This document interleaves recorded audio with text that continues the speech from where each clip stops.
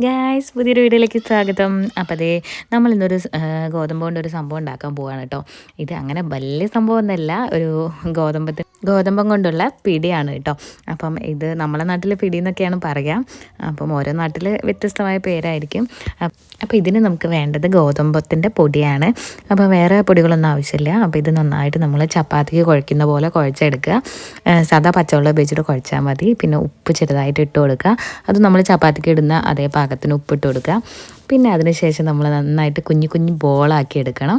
അപ്പം എത്രത്തോളം ചെറിയ ബോളാക്കി ഉണ്ടാക്കി എടുക്കാൻ പറ്റുമോ വെച്ചാൽ അത്രത്തോളം നല്ല ടേസ്റ്റ് ആട്ടോ. എനിക്കിത് ഈ ഒരു സംഭവം ഇഷ്ടമാണ് കേട്ടോ. അപ്പം ഈവനിങ് ആയാലും ഇപ്പോൾ രാവിലെ ആയാലും എനിക്ക് ഈ ഒരു സംഭവം കിട്ടിയാൽ ഇഷ്ടമാണ്. കുറച്ചധികം ടൈം വേണം കേട്ടോ ഇത് ഉണ്ടാക്കാൻ. ഇതിങ്ങനെ കുഞ്ഞു കുഞ്ഞു ബോളാക്കി എടുക്കണതിന് കുറച്ചധികം ടൈം എടുക്കും.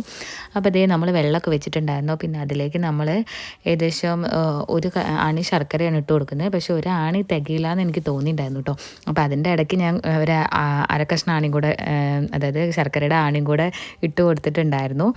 പിന്നെ അത് നന്നായിട്ട് തിളച്ച് വന്നു കഴിഞ്ഞാൽ അപ്പം തന്നെ നമുക്ക് ഈ ബോളുകളാക്കി വെച്ചിരിക്കുന്ന അത് നന്നായിട്ട് വരുന്ന സമയം കൂടി നമുക്ക് തേങ്ങ രാവിട്ട് അതിലേക്ക് ഒരു ടേബിൾ സ്പൂണോളം ജീരകം ഇട്ട് കൊടുക്കുക. ഇതിൻ്റെ കൂടെ നമുക്ക് ഏലക്കായയും ഇട്ട് കൊടുക്കാം. പക്ഷേ എനിക്ക് ജീരകത്തിൻ്റെ ചുവ ഇഷ്ടമാണ്. അപ്പോൾ അതുകൊണ്ട് തന്നെ ഞാൻ ജീരകം മാത്രമാണ് ഇട്ട് കൊടുത്തത്. അപ്പോൾ ഇത് ഏകദേശം ഒന്ന് കുറുകി വന്നിട്ടുണ്ട്, ഒന്ന് വെന്ത് വന്നിട്ടുണ്ട്. അപ്പോൾ അതിനുശേഷം നമുക്ക് ഈ ഒരു പൊടിച്ചു വെച്ച ജീരകവും തേങ്ങയും കൂടെ ഒന്ന് മിക്സ് ചെയ്ത് കൊടുക്കാം. പിന്നെ ഇതൊന്ന് ജസ്റ്റ് ഒന്ന് തിളച്ചെന്ന് കണ്ടു കഴിഞ്ഞാൽ അപ്പം തന്നെ നമുക്ക് ഓഫ് ചെയ്യാം കേട്ടോ. അപ്പോൾ ഈ സംഭവം റെഡി ആയിട്ടുണ്ട് കേട്ടോ. അപ്പോൾ ഇത്രയേ ഉള്ളൂ.